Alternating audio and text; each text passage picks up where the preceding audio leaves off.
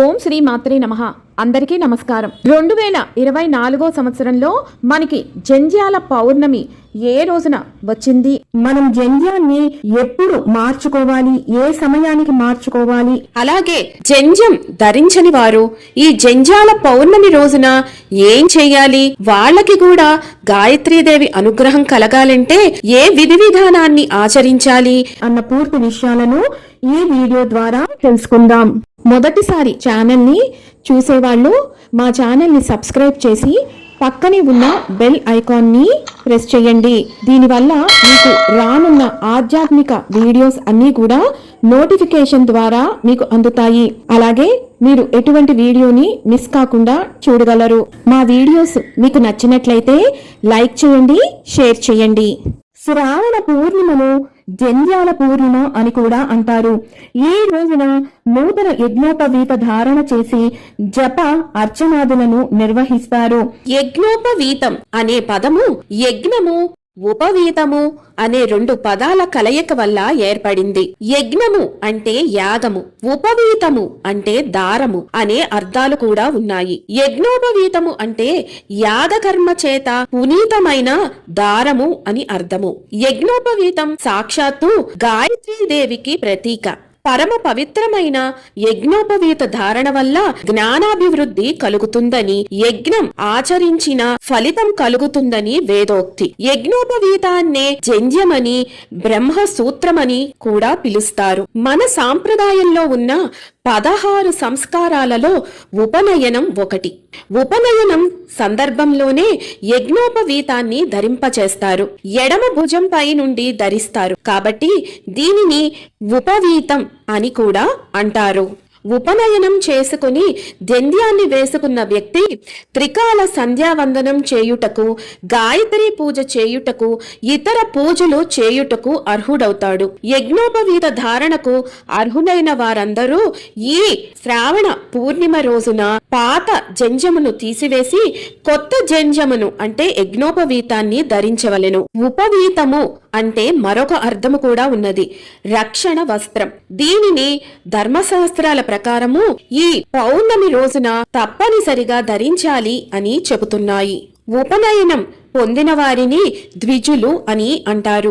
యజ్ఞోపవీతం పరమ పవిత్రమైనది. ఇది ప్రజాపతి అయిన బ్రహ్మతో కలిసి పుట్టిందని, యజ్ఞోపవీతాన్ని నవతంతువులతో అనగా 9 దారపు పోగులతో నిర్మించాలని, ఒక తంతువునకు ఒక్కొక్క దేవత ఉంటాడని స్మృతుల కథనం. మొదటి తంతువులో ఓంకారం, 2వ తంతువులో అగ్నిదేవుడు, 3వ తంతువులో నాగదేవత, 4వ తంతువులో సోమదేవుడు, 5వ తంతువులో పితృదేవతలు, 6వ తంతువులో బ్రహ్మదేవుడు, 7వ తంతువులో వాయుదేవుడు, 8వ తంతువులో సూర్యుడు, 9వ తంతువులో మిగిలిన దేవతలు ఉంటారట.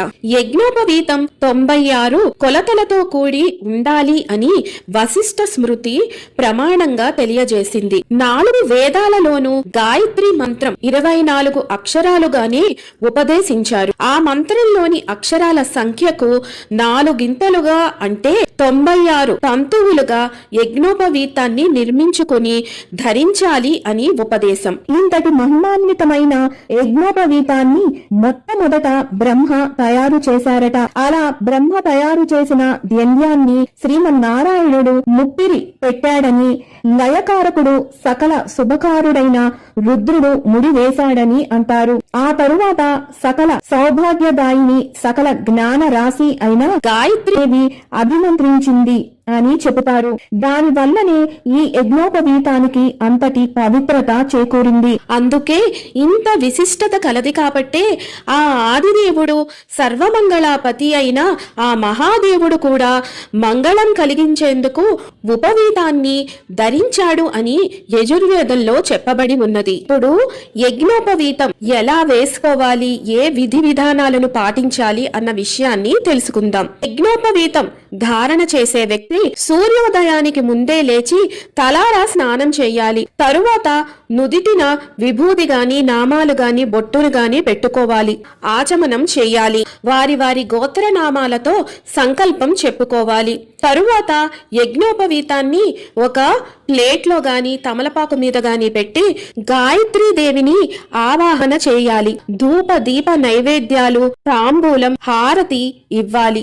ఆ యజ్ఞోపవీతానికి బ్రహ్మముడిలా దగ్గర గంధము, కుంకుమ పెట్టాలి. ఆ తరువాత కొత్త యజ్ఞోపవీతం వేసుకోవాలి. పైన స్క్రీన్ పైన చూపిస్తున్న మంత్రాన్ని చదువుకుంటూ నూతన యజ్ఞోపవీతాన్ని ధారణ చేయండి. వేసుకున్న తరువాత కొత్తది పాతది ఉండంగానే 10 సార్లు గాని, మీ శక్తి కొలది 108 సార్లు గాని నూతన జంజంలోని బ్రహ్మముడులను పట్టుకొని గాయత్రి జపం చేయాలి. ఆ తరువాత పాత యజ్ఞోపవీతాన్ని మీ ఆచారాల్ని బట్టి పైనుంచి గాని కింద నుంచి గాని తీసేయాలి. తీసేసిన యజ్ఞోపవీతం ఎవ్వరూ తొక్కని ప్రదేశంలో గాని పారే నీటిలో గాని వేసేయాలి.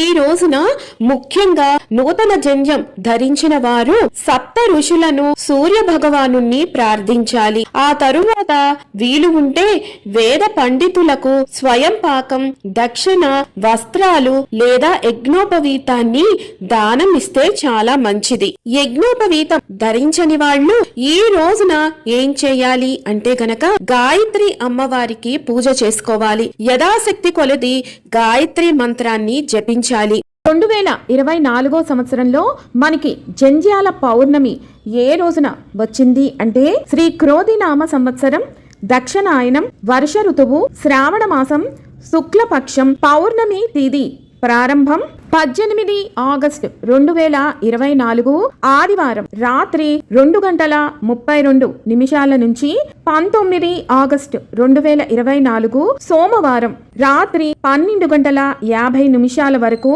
పౌర్ణమి తిథి ఉన్నది.